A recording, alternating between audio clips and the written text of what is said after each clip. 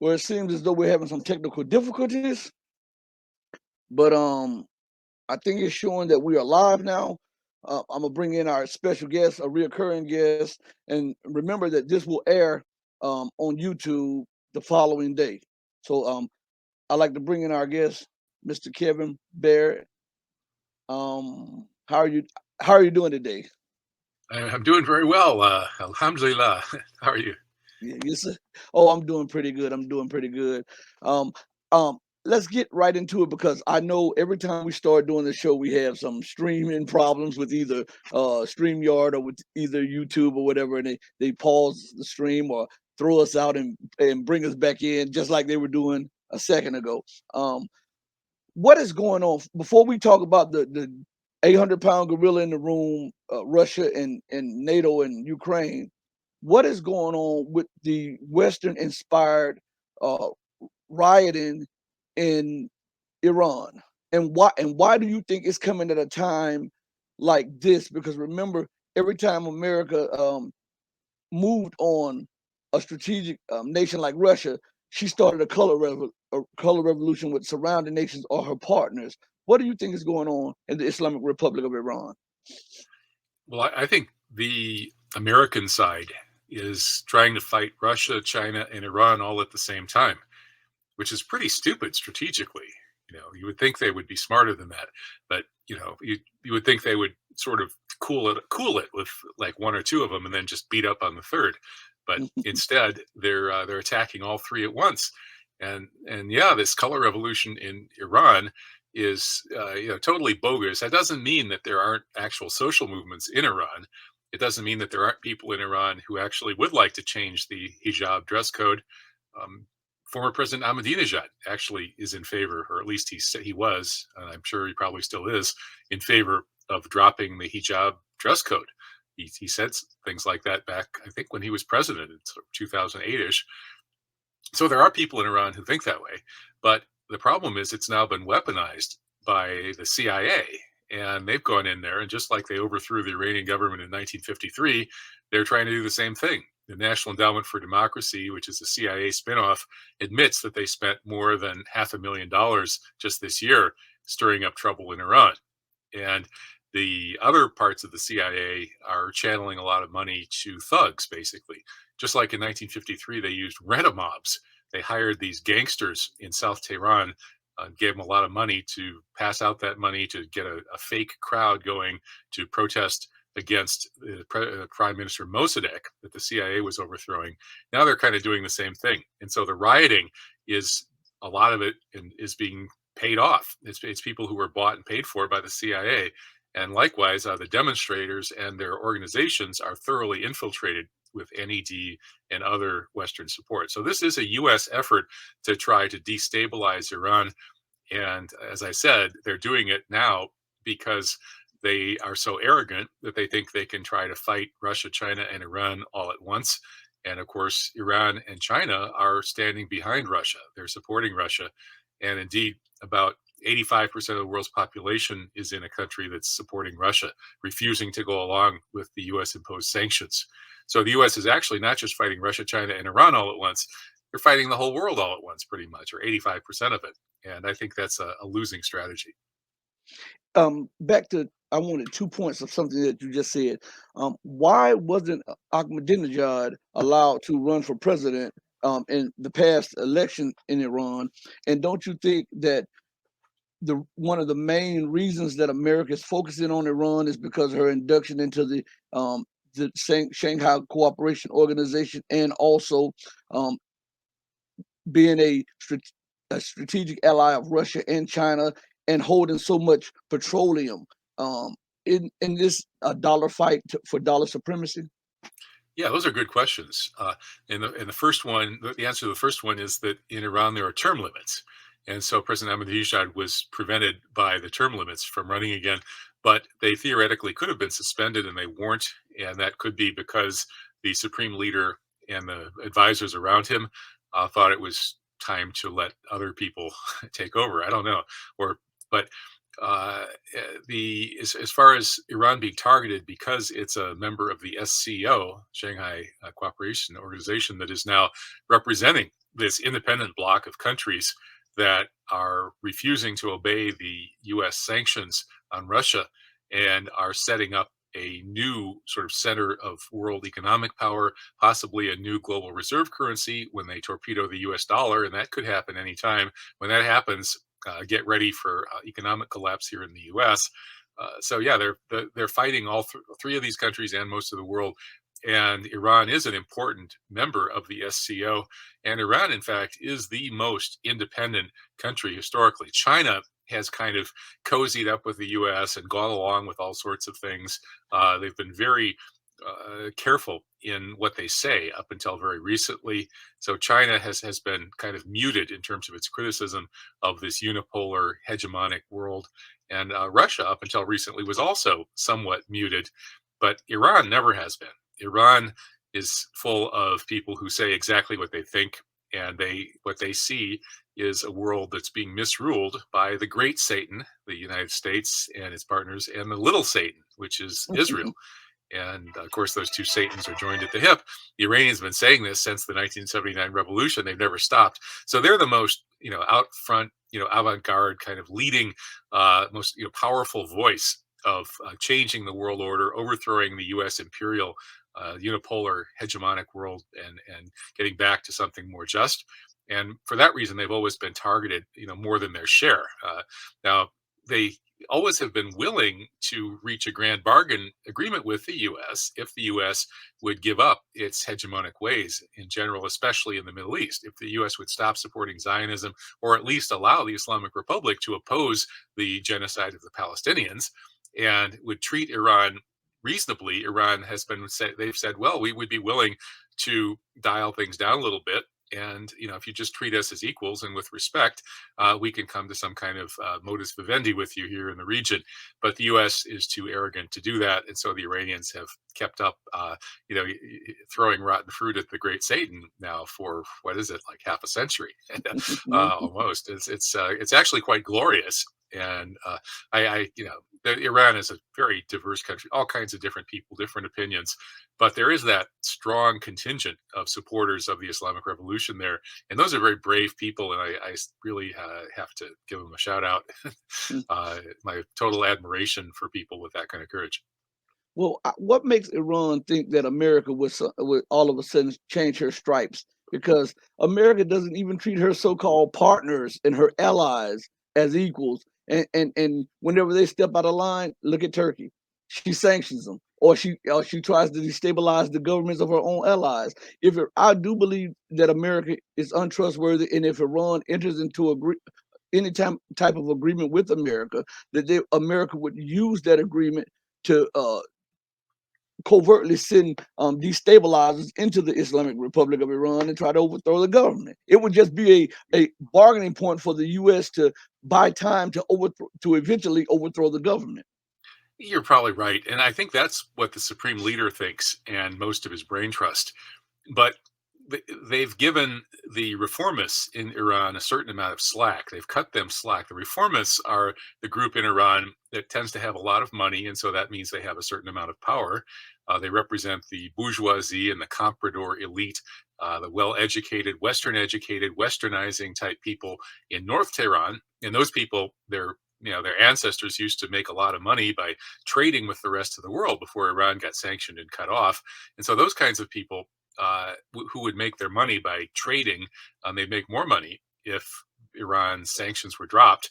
Those people, of course, have always been agitating for Iran to drop its hostility towards the U.S. and come to some kind of grand bargain. And in the past, there have been moments where that seemed not entirely impossible, when it seemed like the U.S. interests and the Iranian interests weren't that far out of sync, right? Like traditionally, the U.S. didn't want Russia to basically take over enough of the Middle East to get warm water ports there. And all of the local people in that region feel the same way. Russia has invaded Iran in the past. The Iranians know that. So the Iranians, theoretically, if the U.S. were not run by crazies, the U.S. could cut a deal with the Iranians and basically, be friendly, get a slightly better deal on oil, and basically guarantee Iranian security against any attacks from, let's say, Russia or Israel, for that matter. The U.S., if it were reasonable, could see that Iran has every right to support the Palestinians and to oppose Israel, and the U.S. could then guarantee Iran security against Israel. Uh, the U.S. could do all sorts of things theoretically that would be reasonable, and U.S. and Iran would have mutual interests that coincided quite a bit. And of course, as you say, that's impossible because the U.S. is ruled by gangsters who are just unimaginably arrogant, and they can't even imagine behaving like a normal country and having win-win deals that serve everybody's interests.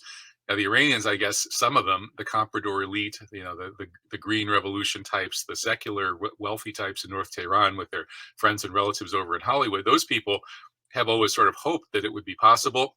And so the supreme leader has given them some rope and said, okay, you guys go try and make a deal with the Americans and see, we'll see if the Americans can make a deal and can stick to it. Well, we learned pretty obviously they can't with the JCPOA. Obama signed the JCPOA, which was supposed to end U.S. sanctions on Iran. And even Obama didn't end the sanctions. He then said, well, actually, some of these sanctions, we're going to end a few sanctions, but we're going to keep most of them. And we're going to say that these sanctions now are not about your nuclear program. Rather, we're sanctioning you because you're supporting Hezbollah and you're supporting the Houthis in Yemen. And so then Obama, he left, and in comes Trump, and Trump just shreds the JCPOA, just tears it up and spits on it and uses it for toilet paper. And so now it's gone. And the Iranians are saying, wait a minute, why did we agree to radically limit our peaceful civilian, very prosperous, money-making nuclear program and give away all of that? And now, the Americans just rip up the whole agreement. So that proved the supreme leader was right, and his advisors, who are saying the same things that you've been saying, are right, that the U.S. is, as Putin said, non-agreement capable. Yes, exactly. And I do believe that the only time America has no reverse gear. She the only time that she enters into agreements is when it's advantageous to her, or if she's behind in a certain technology and she needs time to catch up with.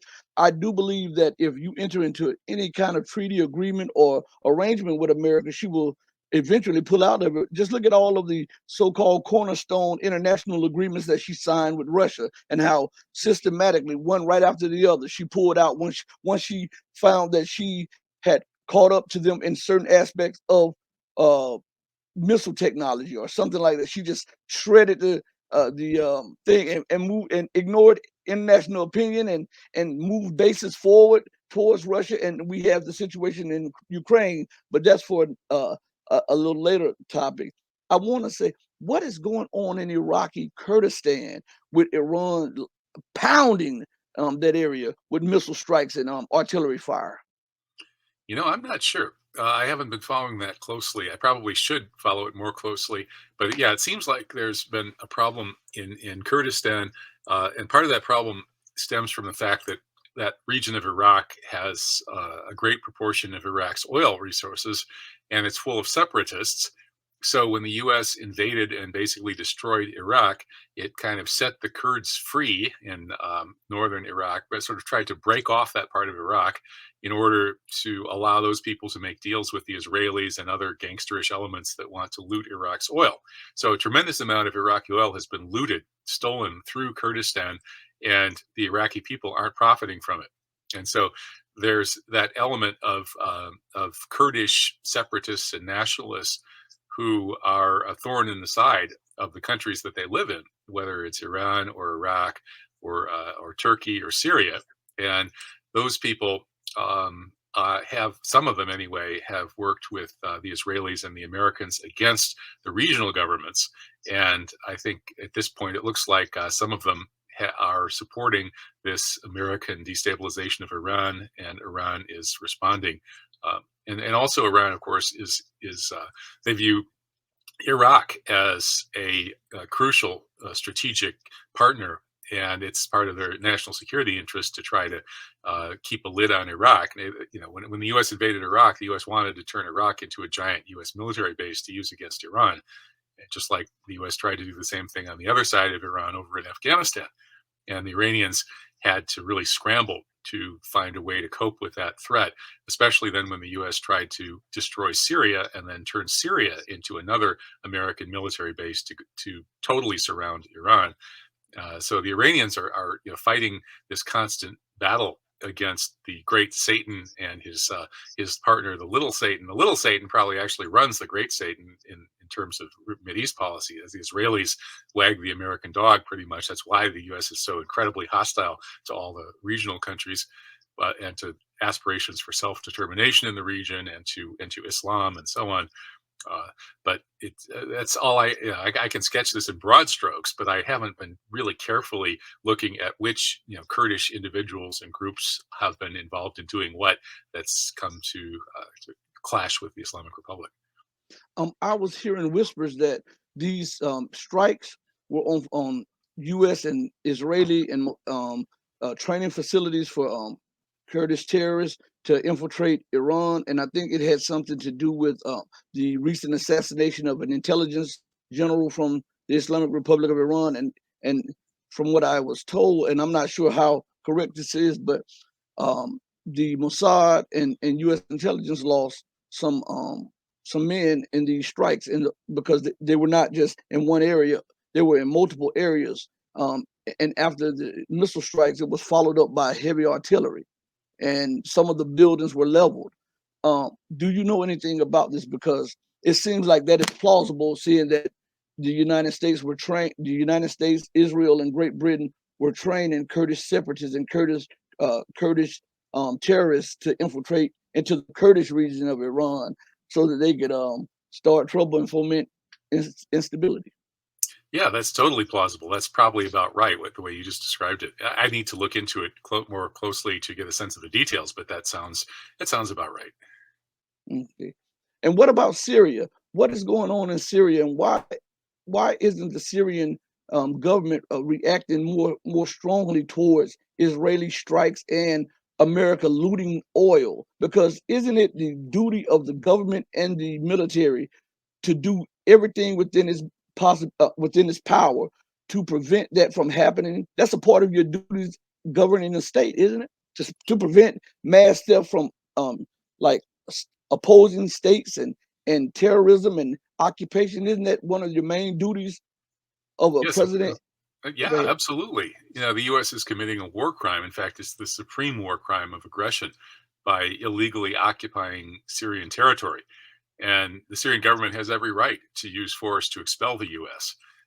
But there's also, in international relations, there's the principle of realpolitik, that you you have to have a strategy to get something done. And if you try to get something done too quickly and directly, it might backfire. And so I would assume that the real reason that the Syrians are not, mobilizing for all out war to expel the Americans is that they feel that if they tried to do that right now, that it would probably fail and they would end up in a worse position. So I would imagine that they're playing the long game. It's a sort of the same reason. Why does China accept all these U.S. provocations around Taiwan? The U.S. has been raising the ante. Now it seems to have almost reversed its traditional policy of recognizing Taiwan as part of China. Uh, and so the Chinese, technically, the U.S. has admitted that Taiwan is part of China. So the Chinese have the right to do anything they want in Taiwan, including moving in there with their military. However, the U.S. has been saying and hinting, and now Biden's out and out saying that the U.S. will declare war on China in order to prevent China from doing what it likes with part of its own territory. And so you might say, well, isn't that the job of Beijing to control its own territory? Why are they letting the U.S. do this? Why don't they invade Taiwan this morning? Why didn't they invade this morning? Well, the answer is they're playing the long game. They've gamed it out, and they see that with every passing year, every passing month, China gets stronger, U.S. gets weaker. If they try and do it now, the chances of it not working out to their advantage are greater than if they wait and do it later. And likewise, I think that Syria is playing the long game, and the same with Russia in Ukraine, right? A lot of people like Paul Craig Roberts, the former editor of the Wall Street Journal, are yelling at Putin and saying, Putin, why don't you just level Kiev? Why don't you use nukes? Why don't you fight all out? Why are you fighting with one hand tied behind your back? And of course, the answer to that is that Putin and his brain trust have gamed it out, and they've looked at what's likely to happen if we do this, what's likely to happen if we do that, and they've decided that the best bet is to kind of play by the rules and try to be humane, to wage a limited war where, unlike the Americans, they're not targeting the civilians and the civilian infrastructure. They're trying to minimize civilian casualties. They're trying to preserve as much civilian infrastructure in Ukraine as they can. And so they're doing a limited war, which they think they can still win. And in fact, they think that's the best path to victory in the long or medium term. And I think likewise with Syria, the Syrian government may not really militarily be in a position to deal the U.S. a crushing defeat at this point. However, in the not too distant future, it may be. There may be a point when they can push the right buttons and the U.S. will flee Syria with its tail between its legs, the way it fled Kabul a couple of years ago. And so I would say that's got to be the answer. I mean, what else could it be? Yeah. Well, what about what's going on in Yemen, and Israeli and British and U.S. occupation forces there, and they are occupying the minerally rich resource area. I think it's an island or something. They have a base there. Why isn't it being reported in the media? And why isn't Russia, China, and Iran hammering this every time America says something? Why aren't they hammering, hey, you're illegally occupying Iraq, you're illegally occupying Syria, you're illegally occupying Yemen, you're illegally intervening into the Taiwan China narrative? Why do they let America use her bully pulpit to spew her propaganda across the world with little blowback? Well, there's definitely some blowback. If you listen to or read Putin's speech, I guess we can't listen to it if we don't speak Russian directly. But if you check out the translation of Putin's most recent speech on the occasion of the accession of the Donbass into Russia, and the referendums passed, Donbass is now part of Russia as far as Russia is concerned. And so Putin gave this big speech, and he didn't really pull his punches.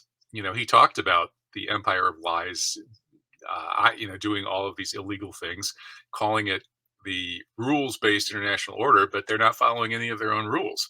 And so he's really laid it out pretty honestly. I think it's not as if he's not talking about these things. He's starting to talk about them in stronger and stronger terms, actually. And the Chinese do too sometimes, more and more. They didn't used to. They used to be very timid about really forthrightly challenging these ridiculous war crimes and violations of international law coming out of the U.S. and the Western coalitions. But now they're starting to talk about them. For instance, there was a pro 9/11 truth tweet from the Chinese foreign minister a month or two ago. The Chinese foreign minister actually, tweeted this kind of wonderful cartoon about the U.S. Who we say we are and who we really are. Mm-hmm. And the punchline was or what we really do. And then what we really do, the punchline was 9/11. The U.S. did 9/11. So that's a pretty strong thing to be coming out of the Chinese foreign ministry. And I think that Russia and China are increasingly joining Iran in being very frank and forthright about denouncing the crimes of American imperialism and Zionism, which is, of course, joined at the hip with American imperialism. And also, what is going on in Pakistan with Imran Khan and the ruling class they seem like they will not stop, and they want him and his uh, associates out of the picture. They are even attacking now, talking about impeaching the president of Pakistan because he was a strong supporter of Imran Khan. What is the dynamics there, and is America hand all over that? Totally. Yeah, Imran Khan is really a strange creature. He's an honest politician, and that's thrown his country into chaos. Kind of reminds me of Dostoevsky's novel *The Idiot*, which is about a sort of Christ-like figure, a very kind of a pure-souled guy who was basically sort of almost a Jesus-like, and then like everybody around him, they can't deal with this. The fact that here's an actual good man. And so everywhere he goes, it just creates chaos and destruction. And so I hope Imran Khan doesn't end up causing the kind of chaos and destruction that Prince Mishkin does in Dostoevsky's *The Idiot*. But it's kind of looking like that because, a lot of the country says, hey, this is great. We have an honest leader. let's let's clean house here. This country is insanely corrupt, and let's clean it out. And of course, that's the way the majority of the people feel. But then, of course, you have the people who are profiting from the corruption, which are most of the wealthy and powerful people in Pakistan, and people in the military as well, especially those taking bribes from the U.S. And those people, of course, are threatened by the prospect of an honest leader. So they're pulling out all the stops to make sure that he stays out of power and he can't get his agenda through. And so that's what it's really about. It's the U.S. and its corrupt stooges going crazy, trying to figure out what to do about this. Imran Khan, the honest politician who has the support of the people. It's a very interesting clash. Well, I hope that it plays out well, but a lot of people are afraid that the corrupt forces in Pakistan are so extremely corrupt that they would rather tear down the whole country than let an honest man become their leader and clean house. So we'll see where that goes.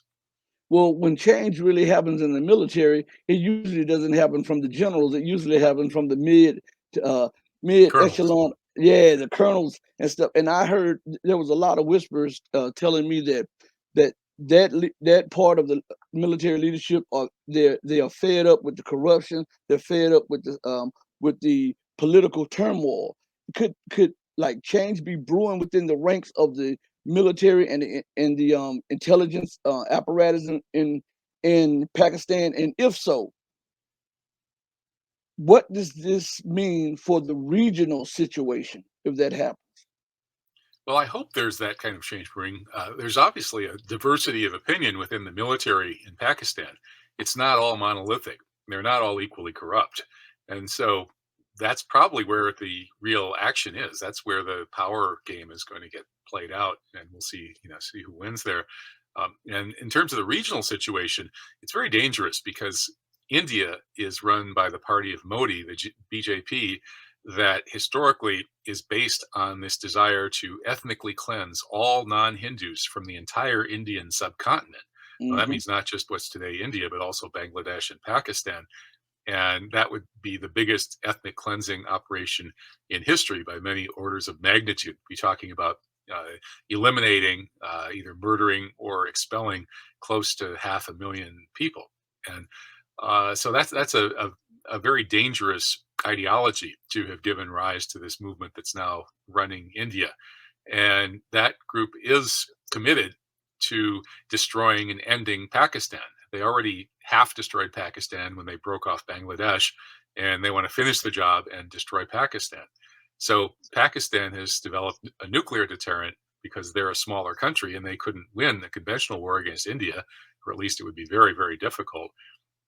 And so instability in Pakistan, this country that's got its back up against the wall, threatened by a genocidal group of maniacs over in the much larger nation of India, which also has their nuclear weapons, is really dangerous.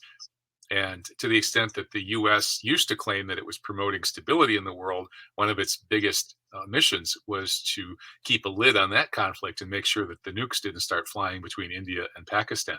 But now things are shaking up, and one of the changes is that the U.S. role has diminished.